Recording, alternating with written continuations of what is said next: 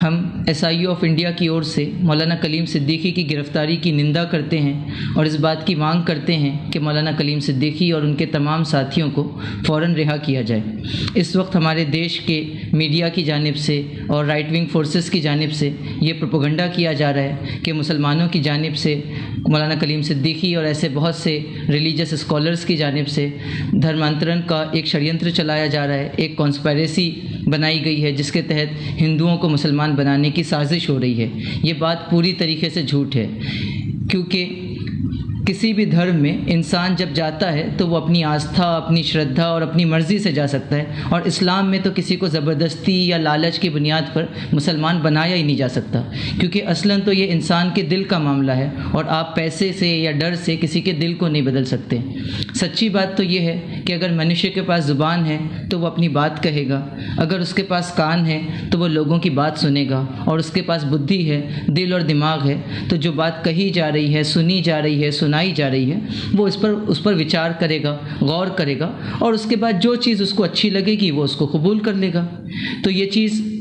चाहे श्रद्धा के मामले में हो, चाहे राजनीति के मामले में हो, या चाहे बिज़नेस के मामले में हो, अपने करियर के मामले में हो, तो जाहिर सी बात है कि हर जगह यही होता है कि इंसान सोचता है, गौर फिक्र करता है, जो बात अच्छी लगती है उसको लोगों को बताता है, जो बात उसको अच्छी लगती है उसको स्वीकार करता है और उसके मुताबिक जो है वो अपने जीवन को आगे बढ़ाने की कोशिश करता है। तो ये जो कन्वर्जन का, ये जो धर्मांतरण का ये जो पूरा मुद्दा उठाया जा रहा है, ये पूरा मुद्दा ही अपने आप में बोगस है, क्योंकि कोई व्यक्ति किसी दूसरे व्यक्ति का धर्मांतरण, उसका कन्वर्जन नहीं करा सकता।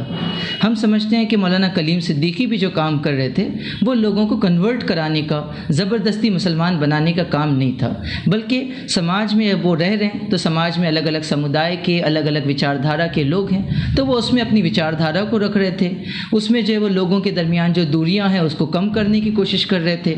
नफ़रत को मोहब्बत से बदलने की कोशिश कर रहे थे। और ऐसे काम के लिए जो आप किसी आदमी पर जो इतने घिनौने इल्ज़ाम लगाएं, ये बात सही नहीं है। हम समझते हैं कि ये सारा प्रोपेगेंडा इसलिए किया जा रहा है ताकि इसके ज़रिए से इस्लामोफोबिया को फैलाया जाए, मुसलमानों से नफ़रत फैलाई जाए,